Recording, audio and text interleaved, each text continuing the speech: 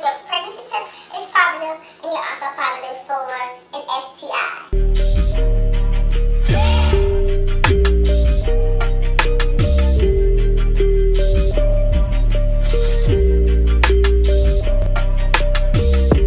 What's up, everybody? Welcome back to my channel.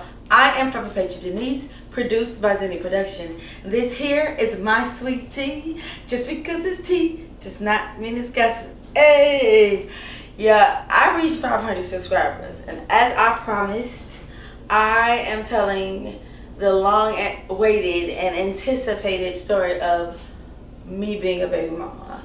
I have actually once I reached 500 subscribers, I actually went back and forth about telling the story because I have to be vulnerable, I have to be transparent. There's a lot of stuff that went on during the time as I was a baby mama. And I am not sure how people are going to take it, but honestly it is what it is, because I definitely know that someone's going to learn from this experience and be able to hold their head up high and not make the same mistakes that I made. So with that being said, let's start this engine up and get this train going.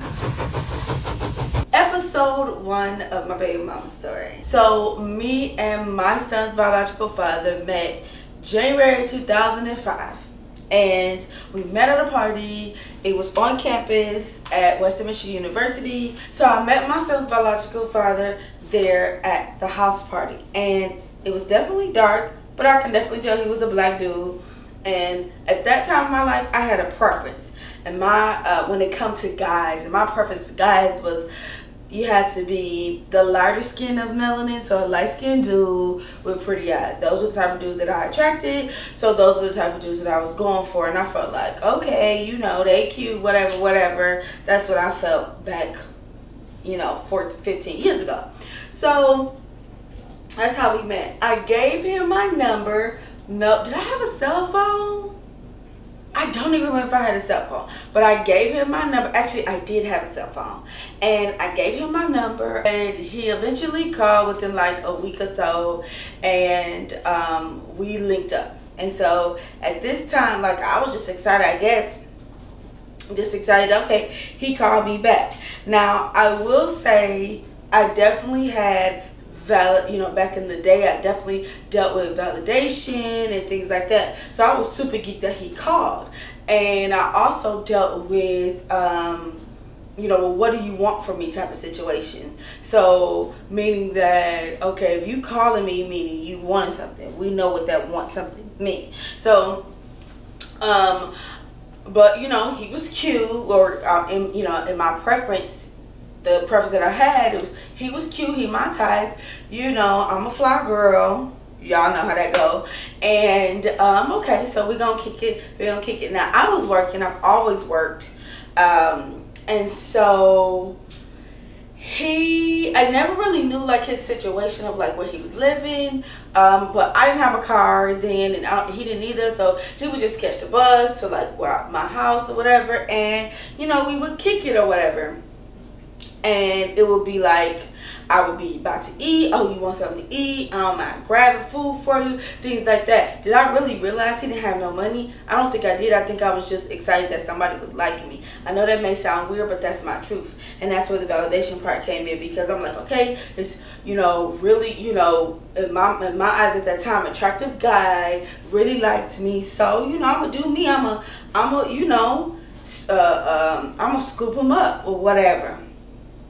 So time went on. As soon as I started talking, we started telling like my people or my homies that we started talking, they would be like, girl, don't talk to him, he talked to everybody. And I was just like, how is he talking to everybody, but he's with me most of the time, you know, when I'm not working, and yada yada yada. Y'all heard that saying before. And so I didn't believe, nobody didn't believe my baby mama. So my baby mama and this other girl that was our friend had saw him walking down the street with this girl, and his arm was around her.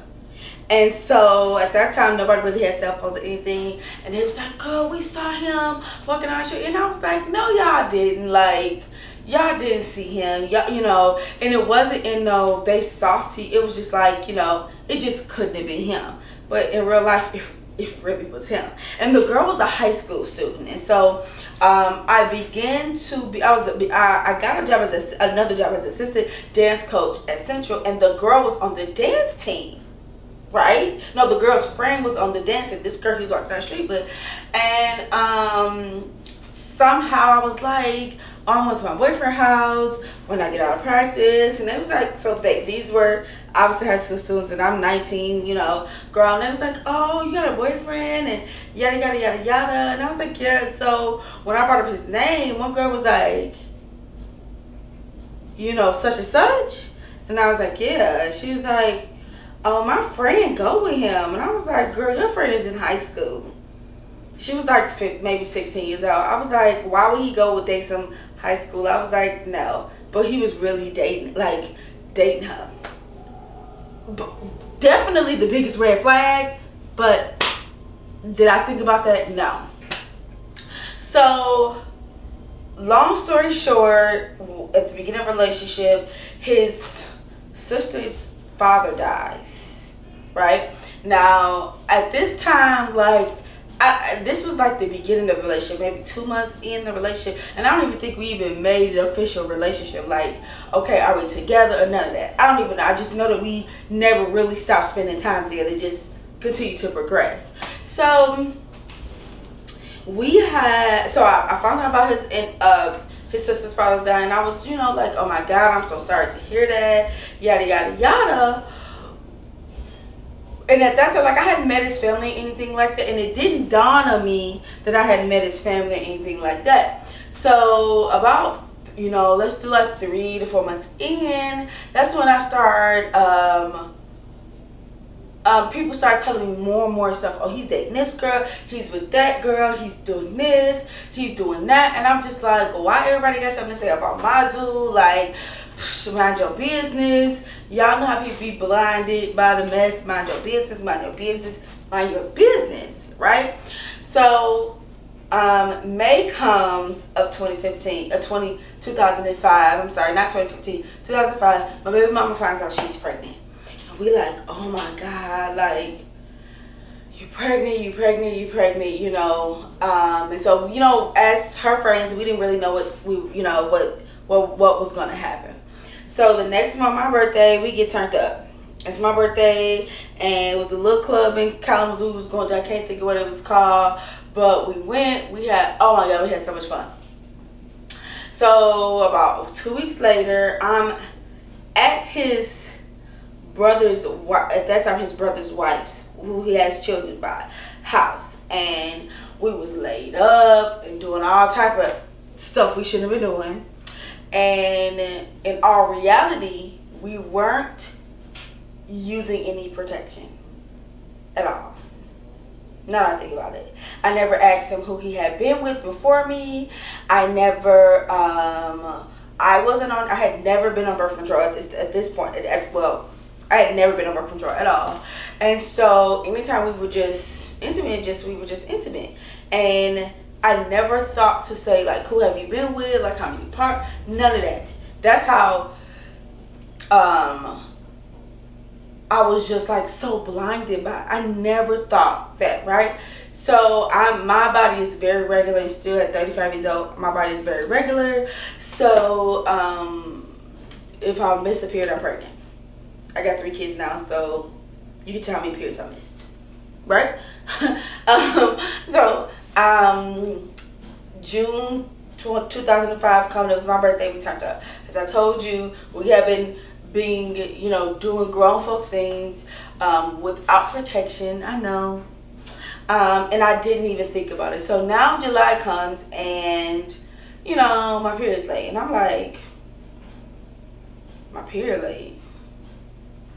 Like, no, that's not me. So now my period goes, now before the day, like 2 or 3 days before my period's late, I go and sign a lease with me and my two sister cousins and then our other friend to live like not in the college housings, but like where a lot of college students stay, like off campus, but where a lot of college students stay. So I'm like, it's about to be turned up this school year, because even though we didn't go to Western, you know, I was going back to KVCC at that time. So I was like, okay, KVCC always went to the Western party. So I'm like, it's about to be turned up. Like, we already living, you know, in the college housing or with other college students. We about to be lit. Like, and we wasn't saying lit, but it's about to be crunk.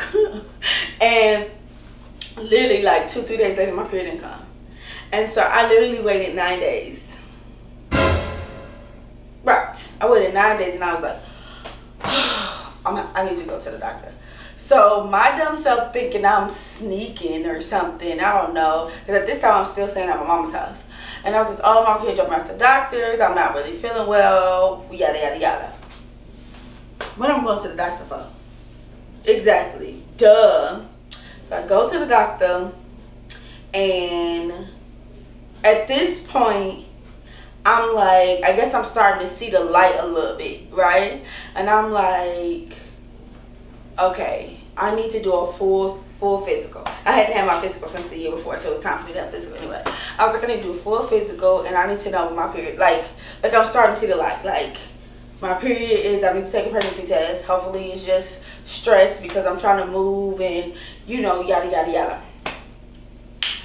That lady tells me, oh, we did your testing and everything, and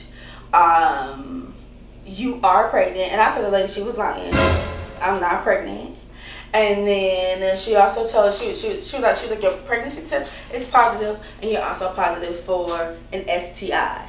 And I was like, who? Me? An STI? What? And she was like, yes.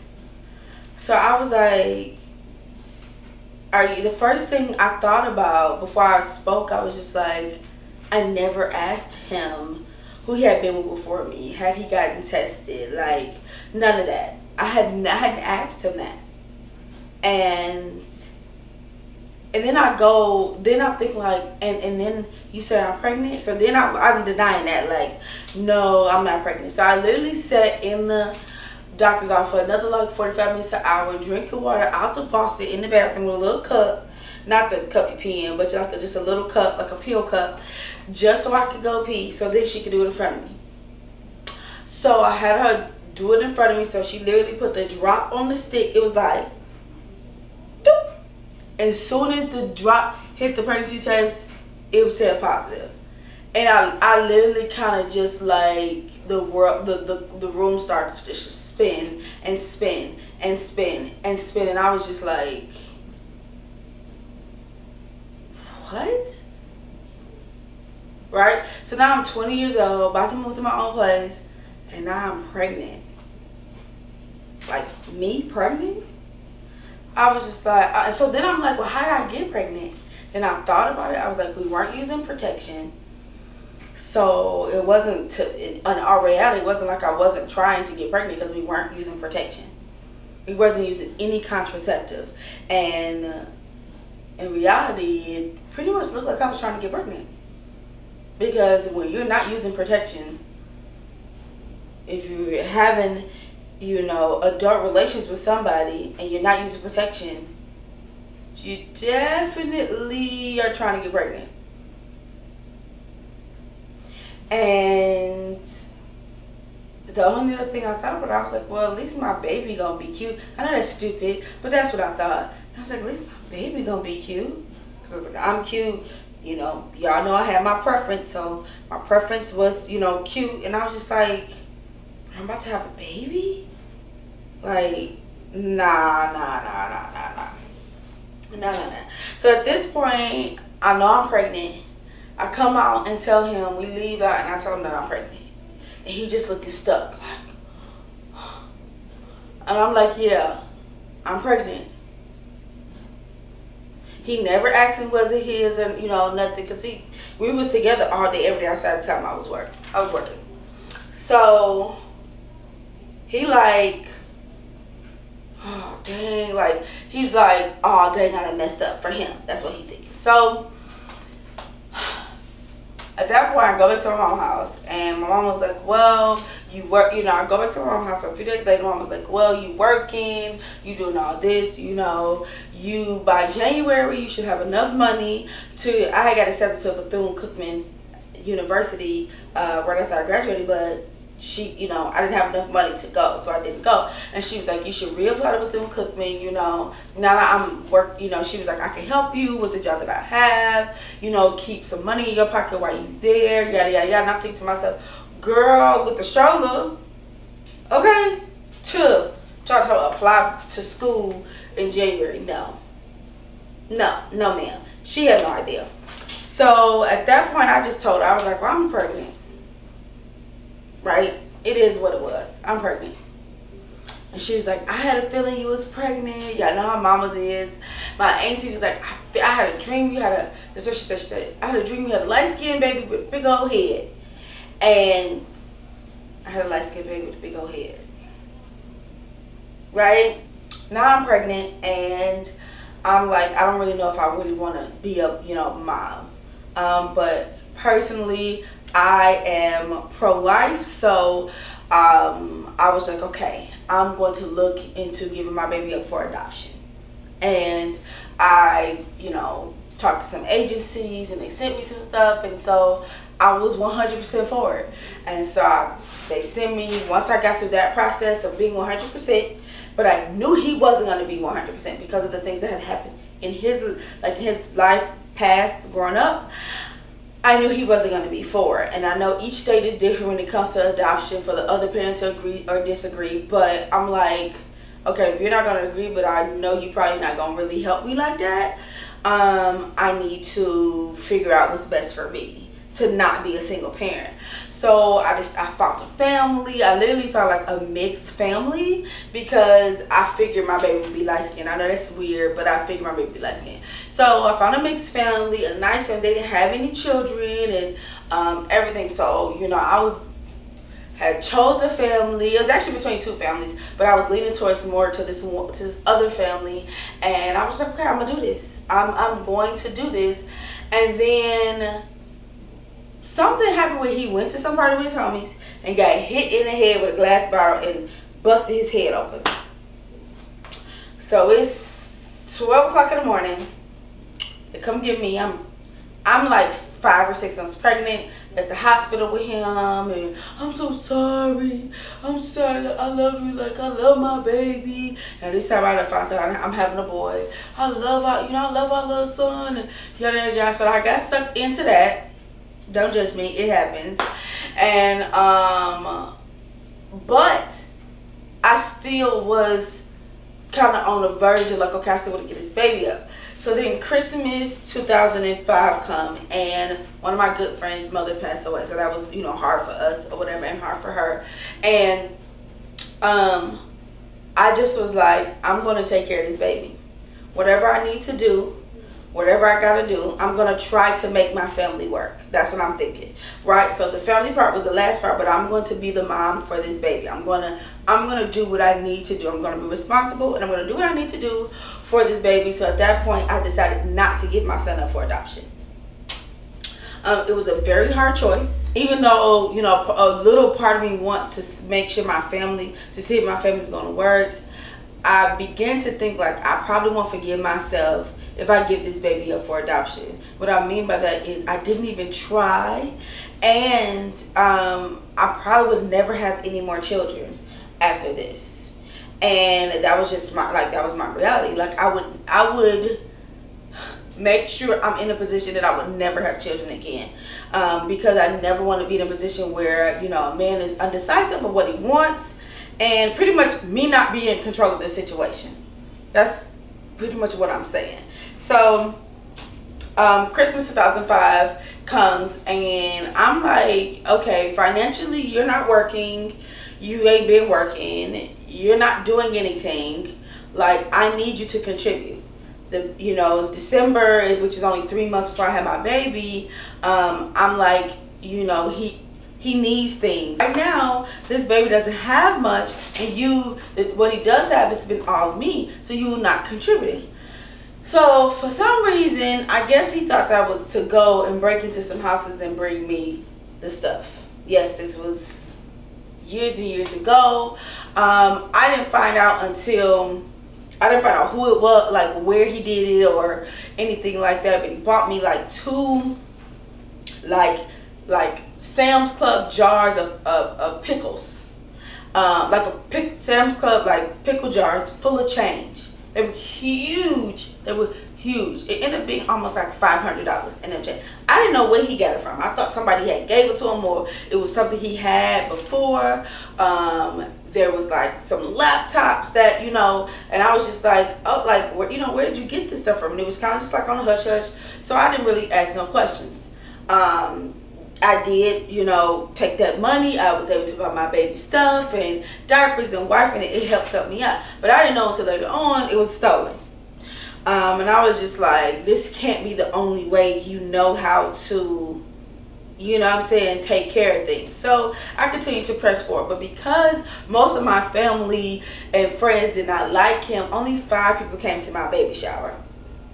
And it was cool because I had literally had everything I needed.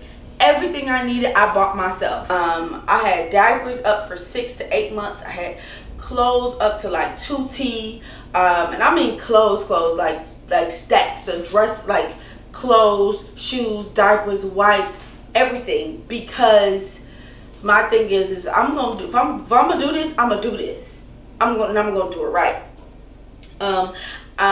March comes, I'm working doubles. I'm doing everything I can to make as much money, and I'm overdue. I go to 41 weeks. I give birth to my baby. My baby was drinking the amniotic fluid, and the fluid was in his lungs, and so he had to be rushed to the neonatal intensive care unit, the NICU, and which was a very hard thing for me because I expect, like everybody else, you go to the hospital, have your baby, you come home with your baby, and that's not what it was for me. And so that was kind of traumatic for me, but you know, I got through it. And so before it was time for me to leave to be discharged, to sign a birth certificate, he had to show ID that he was who he was, and he misplaced his ID, so he never signed the birth certificate. And that, you know, another thing that added on to everything that was going on. And so I'm just like if it's not one thing, it's another one that comes up. But I am, in my mind, I still want this family dynamic. But all the biggest red flags were there. But I continue to be this man's baby mama. Now, do I regret taking care of my son? Absolutely not. Absolutely not.